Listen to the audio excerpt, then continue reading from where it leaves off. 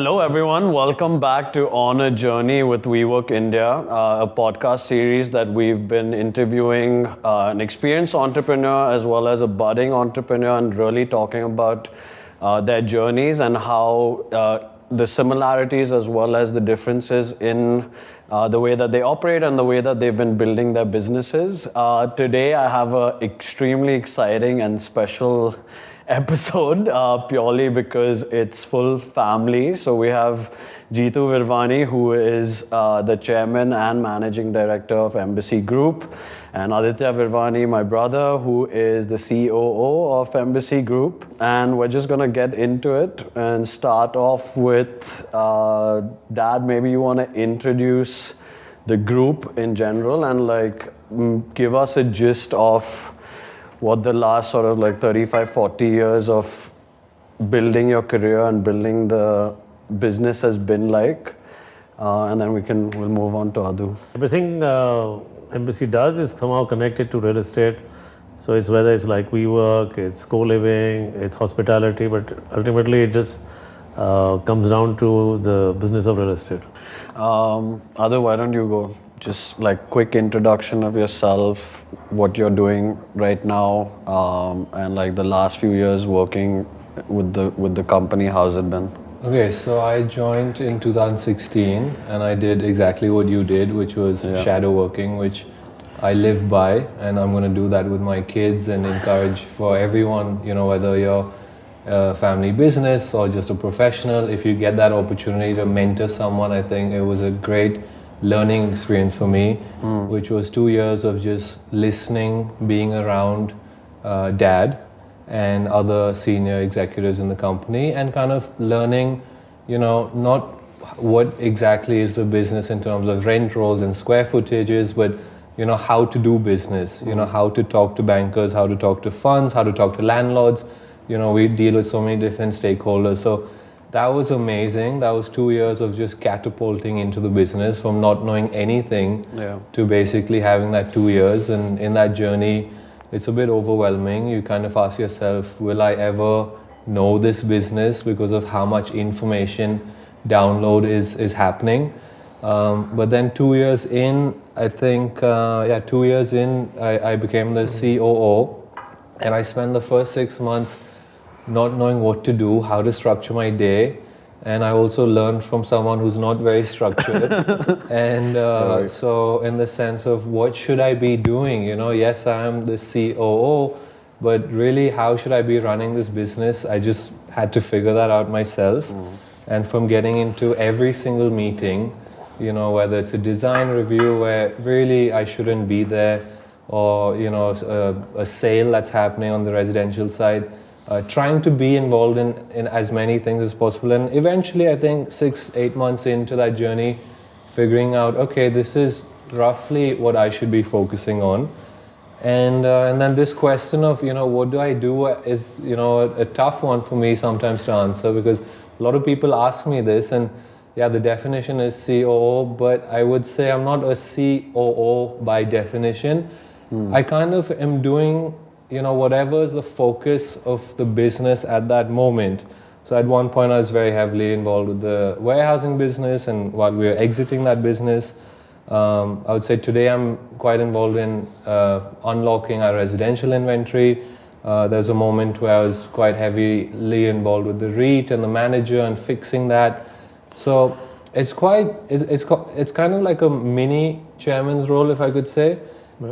Because then I still have to do these things with Dad, travel with him. Yesterday we saw a university that we donated money for, but it's important that I went. So not having a CO amount of reviews and driving things and process, more kind of in between that layer and how to build a team that can do that.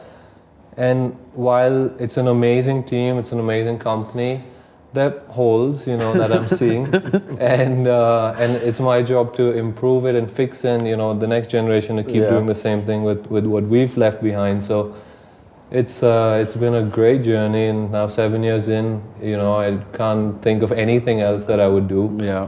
So yeah. And it's crazy because you're only 28, 29. And if you had to, tell everyone looking at the business today, when you first started or when you were much younger, that this is where it would get to, or, it just kind of happened as you kept growing it, or there was like always like the vision of Embassy being what it is today? No, so to be honest, of course, I never expected it to be such a large company. And nor was my target for wealth in such big numbers. And I actually one time thought if I had 100 crores, I'll be peacefully relaxed. I'll put my feet up and chill, smoke a cigar and relax. Yeah. But then suddenly, 100 crores looked like peanuts. And strangely, of course, then, one after the other, there were 2 of you and then 3 boys arrived. So the target got more, in terms needed to be increased. And it just came actually as a way of life. As the company grew, it just opportunity grew, and everything we kept on grabbing all the opportunities which came the company's way, as we still do. Yeah.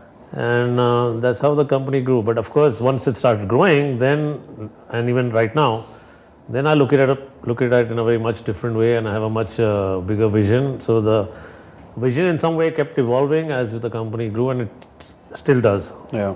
If you had to look at your entire career and like identify for Embassy, there were certain milestones or things that were really like high points of the business, and then like the certain really low points where you were maybe worried about what's happening. Like, what were those, and how do you think you got through each, like the low points, and how do you think the high points helped us move forward? I think initially what helped Embassy was building these large luxurious homes. At that point in time, not many people, so way back in 1990, 89, 90, building 3,600 square feet, 2,000 square feet, 700 square feet apartments. Yeah. Giving them a complete marble flooring and all was a new thing. And, a lot of people said that people won't pay for it. Yeah. But, and then that's how we came to be known for selling luxury housing. I mean, today those numbers might seem small because it was so many years back, but at that time, it looked like a big amount, but the company was able to sell, even in Alsur Road, we sold a building with 5,000 square feet apartments. So it was good. And then, of course, what would have been the value of the apartment then?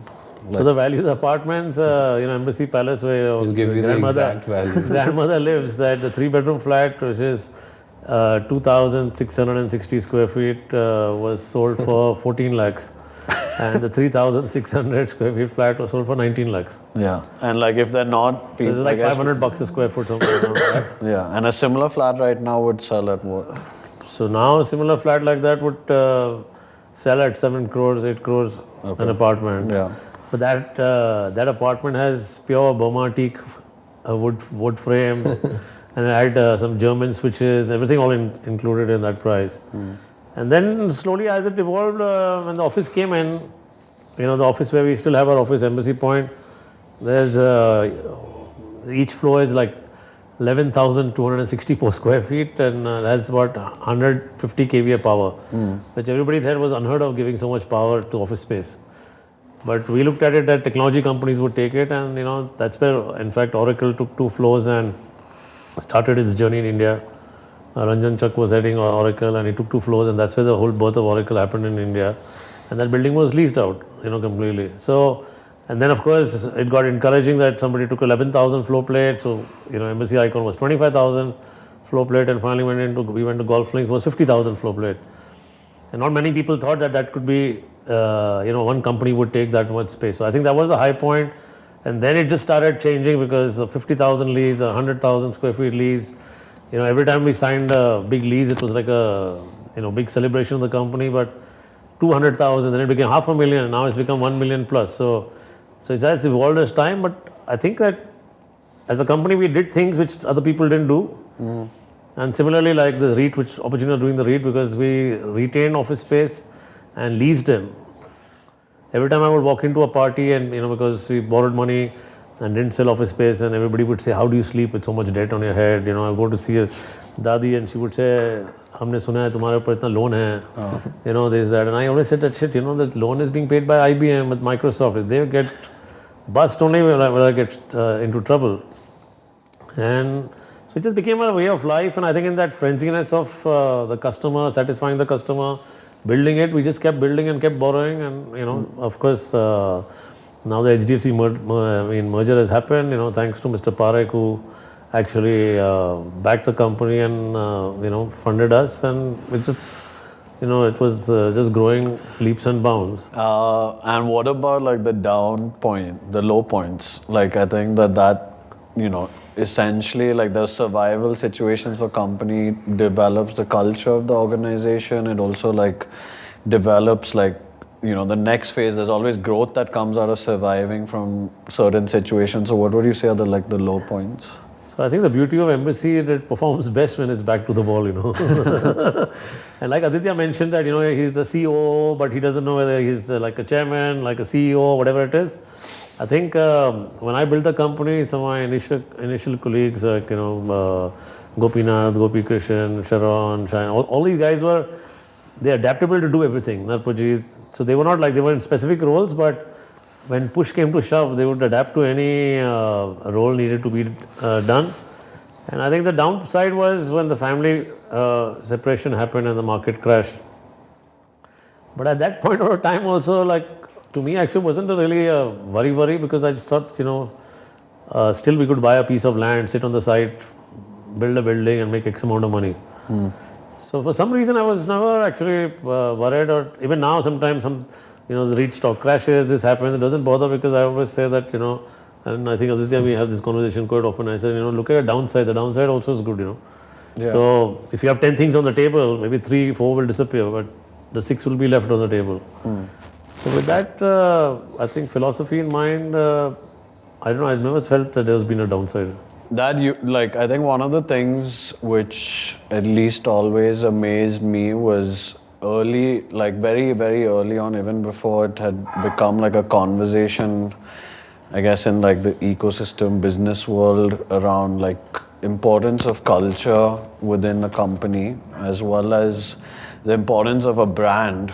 I think, that time India, and you also spoke about luxury a little bit, that time India was never seen or, was in, like luxury wasn't such a big thing in India. It was always value and price and masses and all of that. And, not many companies, I think, were really focused on building a massive brand. There were people doing business and like, making ends meet, and like there were smaller businesses, but not many people focus around like actually having a brand and building the brand. So when you were that young, like what made you think that the brand itself was such an important piece, and actually working on the culture within the organization, because you talk about it a lot generally also?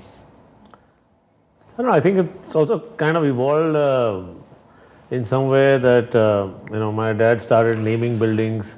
Embassy this, came from, we moved in here so many years back from Bombay, and it was just the Embassy name before the name of the building. And at that point of time, not many developers, so if you go back, some of all the big developers today, if you look at their old buildings, very much didn't have the name in front, and didn't have a logo, another thing.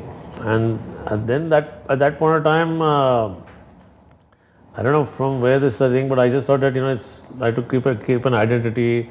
We got involved evolving that the logo, which was a triangle, which is in the form of a pyramid, basically, which symbolized the strength of the building, the foundation of the company, and everything. And I'm actually still trying to find some cards which we had, which Oysters made for us, which described the whole journey of how this pyramid, so basically it's related to the pyramid. That's how the triangle evolved. And if I'm not too mistaken, but we can do some research, is actually this whole thing of started calling the company the Embassy Group. Actually started from us, and then a lot of our peers in the business, they started addressing themselves also, so-and-so group, so-and-so group. And that culture came from that, and at some point, I just felt that the brand at one point would have some value to it. And then in the family separation, when in the arbitrators, because I spent a lot of money on building the brand, So that cost of money and the brand was given to me. I mean, the logo. So, and the style of writing Embassy, which I saw a lot of value in it. And then it's been evolved and it became certainly, and there was a time where the brand was like, Jitu Virwani was Embassy, Embassy was Jitu Virwani. But now I can see maybe since the last 4-5 years, it's kind of separated. Yeah. And Embassy by itself is a brand, whether, me or not me, but the brand has got created. So it's okay. As a youngster, like, I mean, you guys have come into business and you always want to do different things. Like Aditya mentioned, there's some 50% he agrees, and 50% is on. With my father, it was like 90-10, Which disagree or agree? Disagree. Disagree, okay. Disagree. And I didn't even want to do real estate, and I wanted to do something else because it was all different ways of doing things, It was not so streamlined and everything. And so when you want to do all these new things, and that's how this whole brand thing came up. And then actually I got the brand registered in a separate company so that in future it can be like a value for the family. Yeah. So all these things were important. So like even the REIT, actually at one stage, I don't know if you boys, I think Aditya is aware that, Credit Suisse offered us a lot of money not to do the REIT and buy Blackstone off. And then I thought, if I don't institutionalize the business now, it'll never happen. And then unfortunately COVID came and it's going through a little rough patch. But I think in the long run, it will do well. And all such ideas go through a little bit of pain, And like, what about the culture bit of it? Because that's culture, I think, it actually evolved from my own personal thing. I think it all comes from the top. So most organizations see if the culture starts at just way of your looking at life, and how your attitude towards life. And I'm really happy that both you boys have adopted the same culture and retained the same culture. So in the organization where it's people only, I mean, it's all about people. I mean, everything is about people.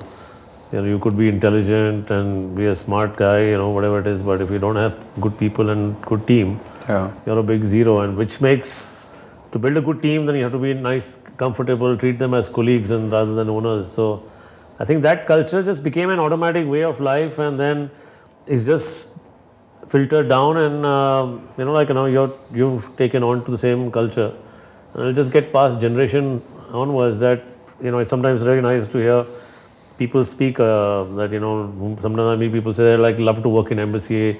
I hear this about the culture of working in Embassy. Yeah. A traditional Stonehill graduation, kids who came home, and at breakfast the guy asked me, that Mr. Virwani, why is it that in the school Stonehill, all the staff who work there are happy, all the people who work at the farm are happy, people at your house are happy, and in the company people are happy. So it's I think it's just a way you look at things and move on. And like you've again come in where there's something like already built, and like I think that said is like it trickles from and like top to bottom, and it's your view or like your personality a little bit. So which part of the culture do you think like you resonate with and really like, and then what part do you think you will add in the next few years, or you're trying to add right now, which is maybe different? I would say, I agree with that culture stems from the top, and because we've grown up in the same house with him, and we have very similar cultures, so it's exactly the company I would build. And I think, I'm under the same views that you really just need people to work nicely with each other, be nice to each other, and enjoy that whole process, rather than hiring a bunch of IITs, throwing them in 2-3 years they leave. Many successful companies have that strategy, but I don't think we would fall under the companies that do. If you look at all our senior management, they've been there forever. Narayan's 40th anniversary just 2-3 days ago. So I think not too much I would change. I resonate with most of it.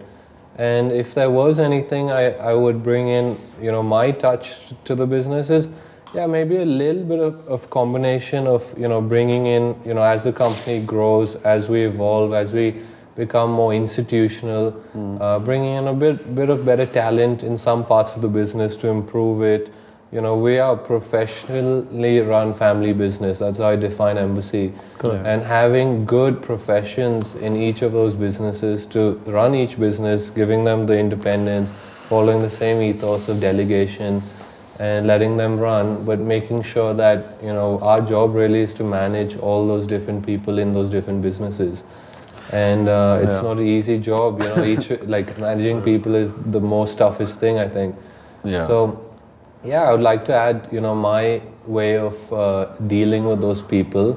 Also, I'm younger than them, so I have to, maneuver differently. I can't get away with as much as Dad can when, he says things.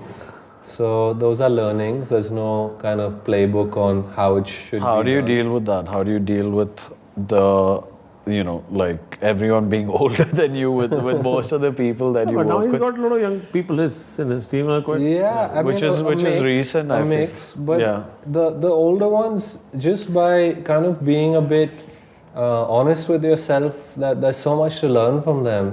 They all are rightfully strong individuals on their own right, and they've worked 30 plus years, and they've garnered so much experience working in a Deloitte, working in a KPMG. They followed a different process, and there's so much learning from each of them than from Dad that, of course, there's some things I can disagree with them, but I think just being a good learner and picking up those good qualities from them is important. And in my younger days, I used to use this term as, in this company, I'm a dignified supervisor, because all I have to do is balance people, I mean, that's most of, I think, like 3 of our jobs is that.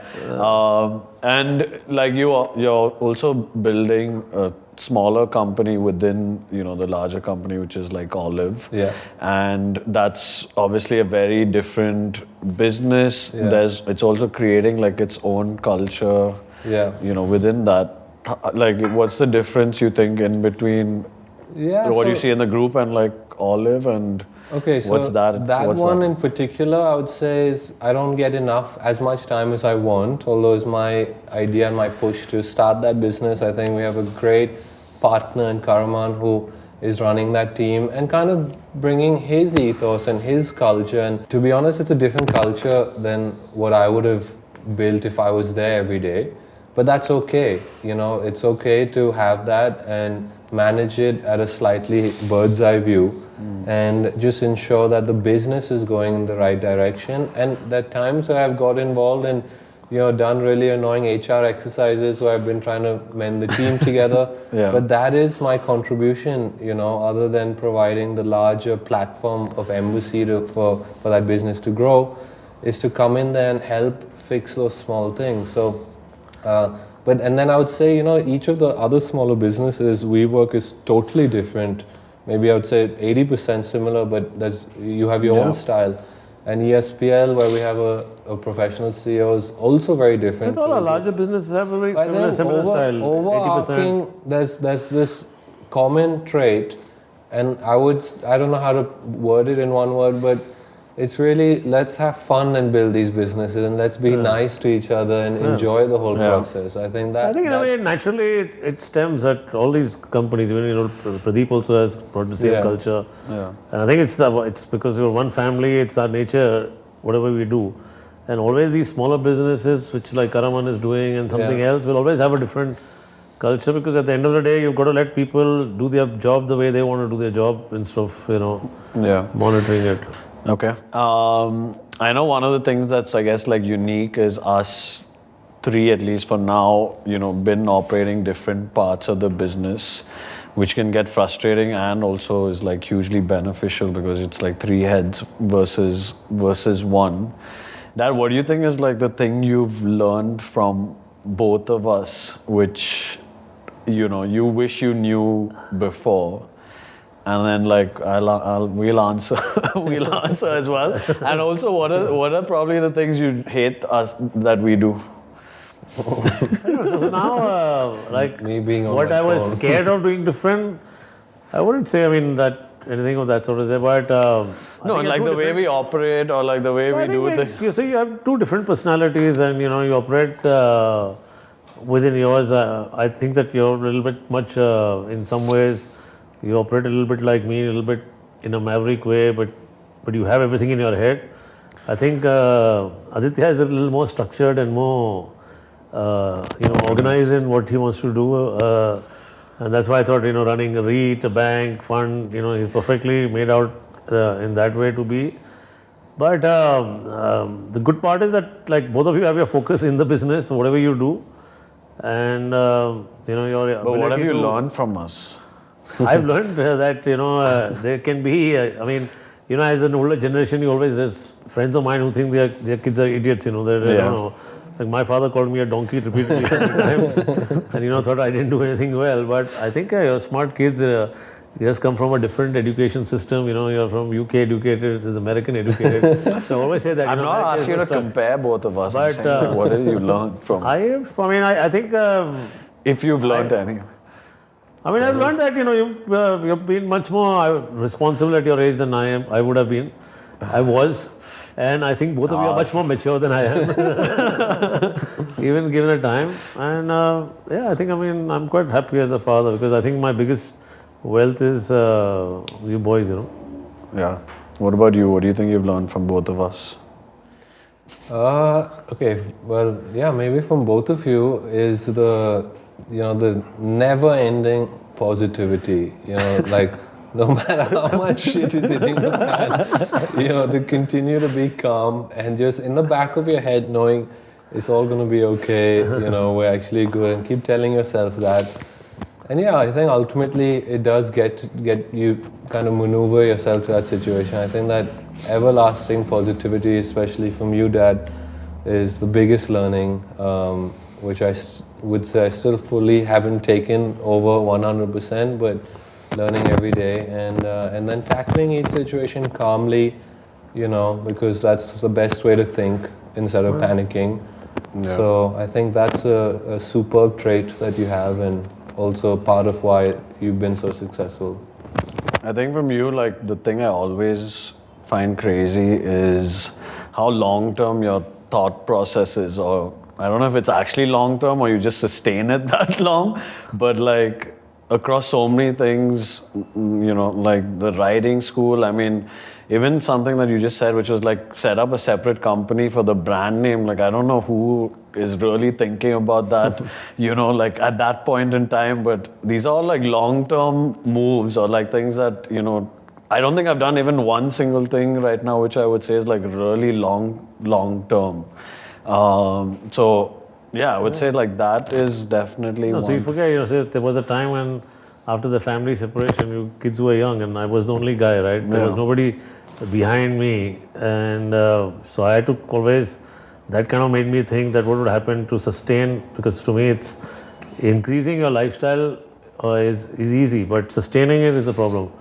And I grew up in Bombay. I heard so many stories from my father talking about big families going up and going down, and somebody saying once upon a time this family was like this. And so I just thought to myself that I don't want anybody to speak about my family that way. So I always have this thing about sustaining some income which is long term.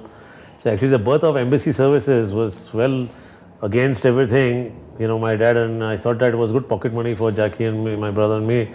And in the long run, if the real estate market, like something went wrong, but these old buildings would be standing. So maintaining these buildings itself, the income would sustain the family. And as you can see now, Embassy Services, which is what I mean. It's like job who's thinking. So things like that. Then when we started on the brand, then I said, if we do anything, investors, I'll make them pay a branding fee to use the brand. So there'll be always a sustained earning to going. And then when the REIT came in, and I looked at it that there's these fees, which you earn, which will again be all these parks will be stand for years to come, and these fees will be perpetual. So even something happens, it's only a management skill, and you learn this fee. So besides the regular business, and then of course the school story. I started a school to run the house. And I think for Madhu, like your ability to like constantly keep working on yourself is crazy. Like whether it's like fitness or like just learning a new skill or I don't know what it is. Like the growth. My hero has fitness. I want to make sure that I get rid of this sponge before touching it. Okay, rapid fire. I'm gonna start with you about two of us. Yeah. Just go quickly. Who's more adventurous? You. Okay. Who's more organized? Aditya, of course. Who has a better poker face? You. Who is the first and last one to reach the family events? You. Me? First to leave. No, first to leave, and I think late to come also. Aditya sometimes. Okay. Adu, between the two of us, I mean, this first one is kind of stupid, but who's the wittiest? Dad. Who makes better plans? Dad. Who would you rather work for? That's a tough one, but Dad. So actually, that leading into the next part, which is like a Freaky Friday type of situation, which is essentially like if you were Dad, if you were me running WeWork, you were the chairman of Embassy Aditya, and I was the CEO of Embassy. What would you do? So why don't you go, since you were like... if I was the chairman, if I was Dad. Yeah, if you were Dad right now, and you had like 1 year you were in his position, what would you do? I mean, that's like some deal-specific decisions that I would take differently. But actually, besides that, like, overarching the vision and how we treat people, how, the businesses that we are in and want to build, nothing. Like, that is exactly, I'm 100%, aligned. I think it's more, specific deals, which you never know, what is the right decision, and you'll never know what is the right decision, because you can make a decision and fast forward 3 to 5 years, and in retrospect, you can choose to look at it in however you want it. You'll obviously choose to look at it in a positive way. Thank God we didn't do this, because look at what's happening now. But if you did that, something else could have happened today. So it's so tough to say, what decision is right, but the ability to obviously take decisions, as a chairman, as a, captain of the ship, as I keep saying, that would be nice, to in some of these moments to make my own decisions. I wouldn't lie. What would be, okay, we won't get into like a specific decision, but what about like company-wide, not focus, but like direction. You're saying it would just stay the same. I think I know Dad wouldn't like this, because we had lunch with some developers who are second generation, and they were saying, Aditya, you should spend time with us. I'll show you how to sustain business. And Dad wanted to get up and kind of, sustain it. Just keep inflation, growth that does inflation. Like, you should beat inflation. As long as you're beating inflation, it's good. And I wouldn't say that's 100% my view, but naturally, as second generation, I think, rather than having swings, and some deals we've really hit it big and then, kind of stagnant for a while. I think compoundly growing consistently, we have such a beautiful foundation, a moat around our business. Just growing at that sustained, and you look at it compounded year on year on year. I agree. And when you look back, it's much better than, drastic swings. Yeah. I think that fundamentally would be my approach is, grow the business in a sustained manner.